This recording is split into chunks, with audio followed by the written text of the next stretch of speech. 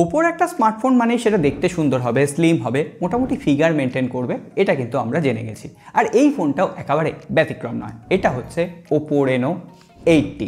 এই ফোনটা ইন্ডিয়ান মার্কেটে 30,000 রুপিতে লঞ্চ করা হয়েছে, যদিও বেশ কিছু অফার দিয়ে আপনি 27,000 রুপিতে কিনতে পারবেন। এই ফোনটাকে নিয়ে তো ছুটি আজকে আড্ডা হবেই, তার সঙ্গে ওপো লঞ্চ করেছে OPPO Enco Air3।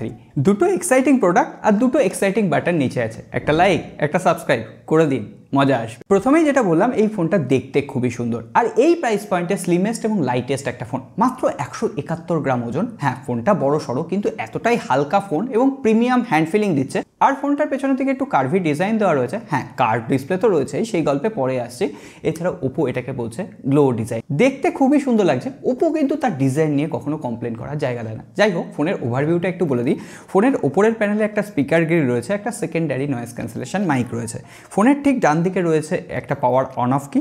ফোনের নিচের দিকে রয়েছে একটা speaker grill, USB Type-C port রয়েছে, একটা মাইক রয়েছে, এছাড়াও সিম ট্রে রয়েছে। এখানে আপনি ডুয়েল সিম লাগাতে পারবেন, স্টোরেজ এক্সপেনশনের কোনো রকম সুবিধা নেই। আর ফোনটার বাঁ দিকে রয়েছে ভলিউম আপ এবং ডাউন কি। দেখেছেন তো, এতগুলো কথা বলে ফেললাম, অথচ ফোনটার বক্সই ওপেন করা হলো না। যাই হোক, এবার বক্সটা ওপেন করে নিই। বক্সটাও দেখতে বেশ সুন্দর, আর বক্সটা ওপেন করার সঙ্গে সঙ্গে এখানে ফোনটা রয়েছে, ফোনের নিচে একটা খাম রয়েছে। আপনি বেশ কিছু ইউজার ম্যানুয়াল দেখতে পাবেন, একটা TPU কেস দেখতে পাবেন, এছাড়াও একটা USB Type-C পোর্ট রয়েছে ফোনটাকে চার্জ করার জন্য, এছাড়াও 67 ওয়াটের ফাস্ট চার্জার রয়েছে ফোনটাকে চার্জ করার জন্য। 2023 সালে আমরা মিড বাজেট স্মার্টফোন মার্কেটে একটা নতুন ট্রেন্ড দেখতে পাচ্ছি ডিসপ্লের ক্ষেত্রে, কার্ভ ডিসপ্লে। OPPO Reno8তেও ডিসপ্লের ক্ষেত্রে একই ট্রেন্ড ফলো করা হয়েছে। এই ফোনে রয়েছে 6.7 ইঞ্চির একটা 10-বিট সুপার অ্যামোলেড ডিসপ্লে, এছাড়াও এখানে 120 হার্টজের রিফ্রেশ রেট রয়েছে। এটা কিন্তু নামেই কার্ভ ডিসপ্লে নয়, এটা কিন্তু প্রপার একটা কার্ভ ডিসপ্লে। আর কার্ভ ডিসপ্লের কথা শুনলে আমাদের মাথায় প্রথম আসে হাত থেকে পড়ে গেলে ভেঙে যাবে না তো, তার জন্য এখানে ড্রাগন টেল স্টার্ট টু গ্লাস প্রোটেকশন দেওয়া হয়েছে। এছাড়াও আরেকটা কথা মাথায় আসে, ঘোস্ট টাচের কোনো রকম প্রবলেম নেই তো? না, এই ফোনটাতে ঘোস্ট টাচের কোনো রকম প্রবলেম নেই। টাচ স্মুথনেস যথেষ্ট ভালো ছিল। এছাড়াও আমি বিভিন্ন OTT প্ল্যাটফর্মে কন্টেন্ট কনজিউম করেছি। এখানে যে কালারটা ছিল, পাঞ্চি কালার প্রোভাইড করছিল, এছাড়াও ডাইনামিক রেঞ্জ বলুন, ভিউইং অ্যাঙ্গেল বলুন, সমস্তটা টপ নচ ছিল।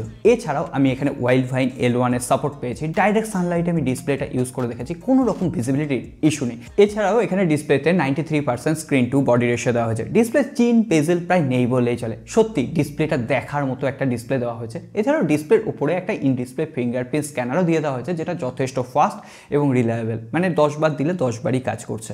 শুধুমাত্র মাল্টিমিডিয়া এক্সপিরিয়েন্স তো ডিসপ্লের উপর নির্ভর করে না, সাউন্ডটাও তো শুনতে হবে। এখানে ডুয়েল স্টিরিও স্পিকার দেওয়া হয়েছে, আর এখানে OPPO real original sound technology ব্যবহার করা হয়েছে। এর সাউন্ডে একটা জিনিস আমি লক্ষ্য করলাম, আমরা ন্যাচারালি তো 100% ভলিউমের সাউন্ড শুনি, এখানে 200% পর্যন্ত কিন্তু ভলিউম বাড়িয়ে নেওয়া যায়, আর সেখানে কোনো রকম ডিস্টরশন হয় না। আর ডুয়েল স্পিকার দেওয়া হয়েছে, আর এই স্পিকারটা কিন্তু কোনো রকম এয়ারপিসে নাই, উপরের দিকে স্পিকারটা দেওয়া হয়েছে, অর্থাৎ সাউন্ডটা কিন্তু যথেষ্ট লাউড, ক্রিস্টাল ক্লিয়ার এবং বেস, ট্রিবল বা অন্যান্য ইনস্ট্রুমেন্টালগুলো ঠিকঠাকভাবে ব্যালেন্স করতে পারছিল। মাল্টিমিডিয়া এক্সপিরিয়েন্স যারা করতে চান, লাইট ওয়েট ফোন চান, সুন্দরী ফোন চান, এক কথায় তার জন্য এই ফোনটা পারফেক্ট হতে চলেছে। যাই হোক, শুধুমাত্র দেখতে দিয়ে তো ফোন হয় না, এই ফোনটার ভেতরে কি আছে, অ্যাকচুয়ালি এই ফোনটা পারফরমেন্স কেমন দেবে। এই ফোনটা ইউজ করা হয়েছে কোয়ালকম স্ন্যাপড্রাগন 695 একটা 5G চিপসেট। আমি কটা ব্যান্ডের সাপোর্ট আছে জানি না, তবে হ্যাঁ, এখন যেহেতু ইন্ডিয়াতে 5G অ্যাভেলেবেল হয়ে গেছে, বাংলাদেশেও 5G টেস্টিং চলছে, সুতরাং ওটা নিয়ে না ভেবে পারফরমেন্স নিয়ে ভাবাই ভালো। এখানে UFS 2.2 স্টোরেজ টাইপ রয়েছে, DDR4X র্যাম রয়েছে। আমি ডেলি লাইফে যে সমস্ত অ্যাপ্লিকেশনগুলো ন্যাচারালি ইউজ করি, social media, Twitter, Facebook, Instagram, এগুলো নর্মালি হ্যান্ডেল করতে পারছিল, কোনো রকম অসুবিধা হচ্ছে না।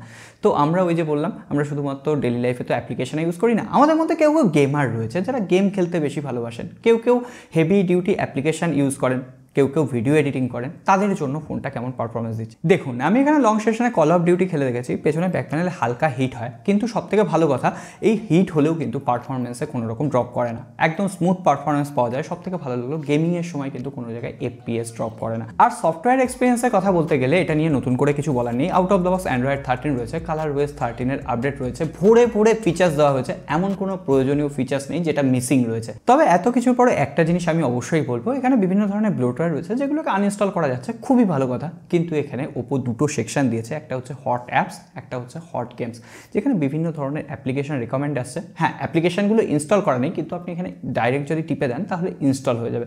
তো এই ধরনের রিকমেন্ডেশনগুলো যদি ডিফল্টভাবে বন্ধ থাকে, সেটা আমার মতে বেটার হয়।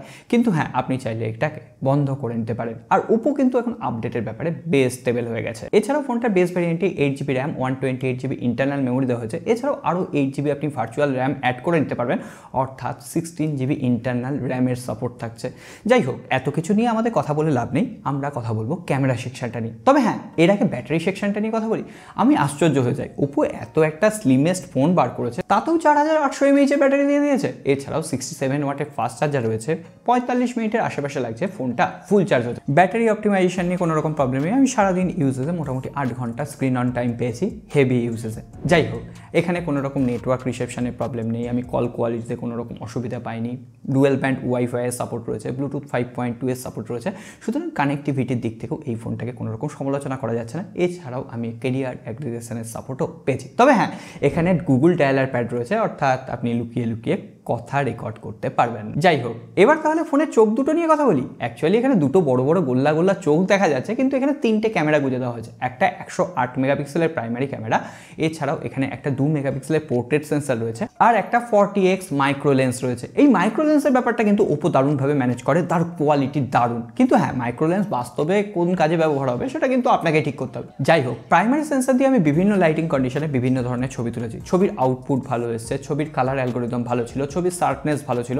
এছাড়াও ছবির যে কালারটা সেটা কিন্তু খুব একটা ওভার স্যাচুরেটেড বা ওভার বুস্ট হয়ে যাচ্ছিল না, মোটামুটি একটা ব্যালেন্স ছবি আসছিল, ডাইনামিক রেঞ্জ ঠিকঠাকভাবে মেনটেন করতে পারছিল। আর এই কদিনে আমি বিভিন্ন লাইটিং কন্ডিশনে বিভিন্ন ধরনের ছবি তুলেছি, যেগুলো এখানে অ্যাড করে দিলাম। আপনারা নিজেরাই বলুন এই ফোনটার ক্যামেরা কেমনভাবে কাজ করছে। আমি কিন্তু এর ক্যামেরা নিয়ে সত্যিই স্যাটিসফাইড। আর ওপো যে ক্যামেরা অ্যালগোরিদমটা ব্যবহার করে সেটা কিন্তু অনেকেরই ভালো পছন্দ হয়, কারণ একটু বিউটি এফেক্ট অ্যাড করা থাকে, দেখতে ভালো লাগে, সোশ্যাল মিডিয়া রেডি হয়ে যায়।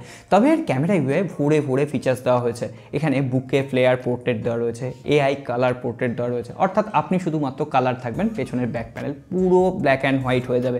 এছাড়াও এখানে ডুয়েল ভিডিও মোড দেওয়া হয়েছে, অর্থাৎ ধরুন আপনি ব্লগিং করতে ভালোবাসেন, ফ্রন্ট ক্যামেরা এবং back camera at a time আপনি শ্যুট করতে পারবেন। এই ফোনের ফ্রন্ট ক্যামেরা এবং ব্যাক ক্যামেরা দিয়ে আপনি 1080p up to 30 fps A video shoot করতে পারবেন। আমি একদম স্টুডিও লাইটিং কন্ডিশনে রয়েছি। এর ফ্রন্ট ক্যামেরা কেমনভাবে কাজ করছে অবশ্যই কমেন্ট বক্সে লিখে জানাবেন।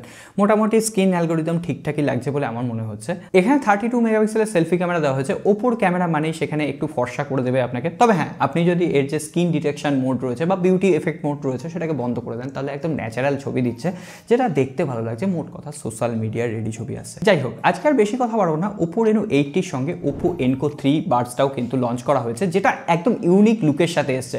এই বাডসটার প্রথম যেটা ভালো লাগলো সেটা হচ্ছে ডিজাইন, একদম ট্রান্সপারেন্ট একটা ডিজাইনের সাথে এসছে। এছাড়াও এই বাডসে রয়েছে 13.4mm ড্রাইভার, যেটার সাউন্ড কোয়ালিটি অসাধারণ সুন্দর, লেটেন্সি খুব একটা আসে না। তবে হ্যাঁ, এই বাডস গেমিংয়ের জন্য নয়। এছাড়াও এখানে IP54 রেটিং রয়েছে, অর্থাৎ আপনার হালকা ঘাম হলেও কিন্তু এটা প্রোটেক্ট থাকবে। আর TWS এর ক্ষেত্রে ব্যাটারি লাইফটা কিন্তু খুবই ইম্পর্টেন্ট জিনিস। মোটামুটি একবার চার্জ করলে 5 ঘন্টা পর্যন্ত আপনি নন স্টপ মিউজিক এনজয় করতে পারবেন। আর এছাড়া যে কেসটা রয়েছে সেই কেসটা নিয়ে আপনি প্রায় 25 ঘন্টা পর্যন্ত কিন্তু ব্যাকআপ পেয়ে যাবেন। এছাড়াও ব্লুটুথ 5.2 এর সাপোর্ট রয়েছে। আমি কল করে দেখলাম, গ্যাদারিং প্লেসেও গেছি, সেক্ষেত্রে কোনো রকম অসুবিধা হয়নি। যাই হোক, আপনারা অনেকেই হয়তো ওপোর স্মার্টফোনের পাশাপাশি পোর্টফোলিও মেনটেন করার জন্য ওপো বাডসটাও কিনতে পারেন, তাদের জন্য এটা বলে রাখলাম। এবার আসি এই ফোনটা কাদের জন্য। মোটামুটি যারা আপনারা একটা স্টাইলিশ স্মার্টফোন ব্যবহার করতে চান, পারফরমেন্স অত প্রায়োরিটি দেয় না, তবে একটা কার্ভ ডিসপ্লে ফোন হবে, আপনি পকেট থেকে ফোনটা বার করলেই লোকে বলবে এটা কি ফোন, কি সুন্দর দেখতে, এই ধরনের একটা ভাইব আসবে। ফাস্ট চার্জিং টেকনোলজি রয়েছে, একটু কোথাও ঘুরতে যাবেন, ভালো ভালো ছবি তুলবেন, তাদের জন্য এই ফোনটা পারফেক্ট হতে পারে। আজকে আর কথা বাড়াচ্ছি না, সকলে ভালো থাকবেন, সুস্থ থাকবেন। আর হ্যাঁ, লাইক আর সাবস্ক্রাইব এগুলো আর বলতে হবে, করে দিয়ে যান, যাতে এই ধরনের এক্সক্লুসিভ আনবক্সিং আরও নিয়ে আসতে পারে।